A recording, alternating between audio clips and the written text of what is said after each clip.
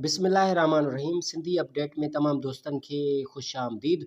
दोस्तों अॼु असां जेकी तव्हांखे ब्रेकिंग न्यूज़ ॾेई रहिया आहियूं सो अहम ऐं वॾी ब्रेकिंग न्यूज़ आहे, छो त ही न्यूज़ आहे ग़ुलाम हुसैन उमराणी जे बारे में ऐं उन खां बाद जेकी आहे ज़हर ज़िंदगी ड्रामे जे बारे में।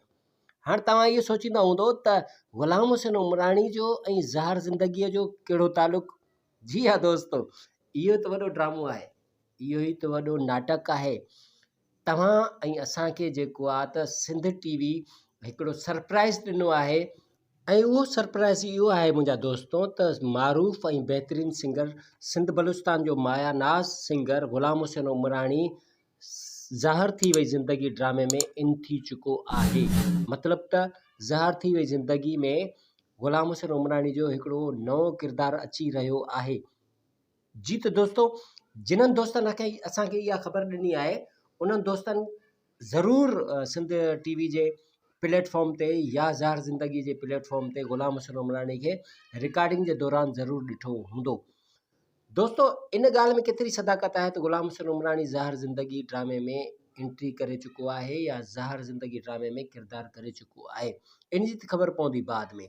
लेकिन दोस्तों तव्हांखे असां इन जी हिकिड़ी रीज़न भी ॿुधायूं था, इन जी वजह भी ॿुधायूं था ऐं असांखे पकी कंफर्म आहे त इन ड्रामे में ज़ाहिर ज़िंदगी ड्रामे में ग़ुलाम हुसैन ज़रूर ब ज़रूर एंट्री करे रहियो आहे।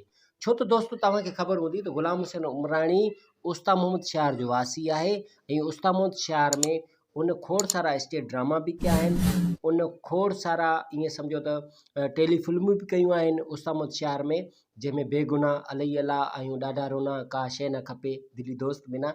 उन खां बाद खोड़ सारा मुंहिंजे ख़्याल में त उन जा ड्रामा स्टेज ड्रामा भी उस्ताद मोहम्मद खां आहिनि ऐं उन खां बाद खोड़ सारी फिल्मूं भी टेली फिल्मूं, जंहिंमें इश्क ज़िंदाबाद, बेगुनाह, मुंहिंजे ख़्याल में तकरार, मरांत मिरां मेडा मां गिरां, सॉरी मिरांत मिरां मंडा मां गिरां, इहा फिल्म भी उस्ताद मोहम्मद में आहे। सो इन जी सदाकत खोड़ सारी आहे।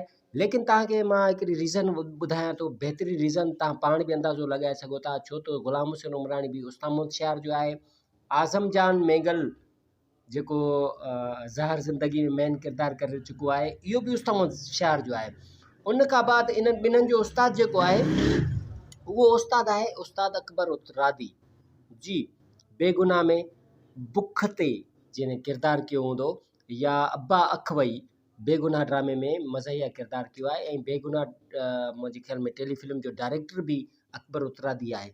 सो अकबर उत्तरादी आज़म जान मेंगल ऐं ग़ुलाम हुसैन उमराणी जो उस्ताद भी आहे is the field is the acting में। त अकबर उत्तरादी जी मावनत सां, अकबर उत्तरादी जे ताउन सां आज़म जान मेंगल ऐं ग़ुलाम हुसैन उमराणी जी पाण में कंप्रोमाइज़ थी आहे ऐं सिंध टीवी इन चीज़ के मोस्ट वेलकम कयो आहे त ग़ुलाम हुसैन उमराणी जहिड़ो फ़नकार अगरि ज़ाहिर ज़िंदगी में हिकिड़ी एंट्री करे त छा थींदो।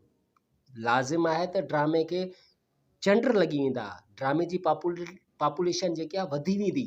सो असांखे इहो जेको अंदाज़ो आहे त ग़ुलाम हुसैन उमराणी 15 या 20 एपिसोड ताणी इन ड्रामे में कमु करे सघे थो।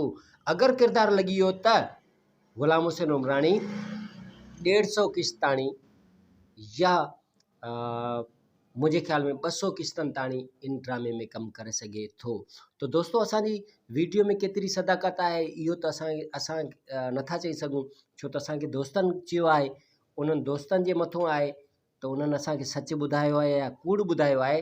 लेकिन इन ॻाल्हि जी ख़बर पवंदी अचण वारे वक़्त में। त दोस्तों तव्हांखे असांजी वीडियो कीअं लॻी आहे, उमेद आहे तव्हांखे असांजी वीडियो ज़रूरु पसंदि आई हूंदी। जेकॾहिं तव्हांखे असांजी वीडियो पसंदि आई आहे त प्लीज़ असांजे चैनल सिंधी अपडेट खे ज़रूरु सब्सक्राइब कजो ऐं बेल जे आइकन खे ज़रूरु टाइप कजो ताकी अचण वारी हर वीडियो तव्हांजी ख़िदमत में पेश थी सघे।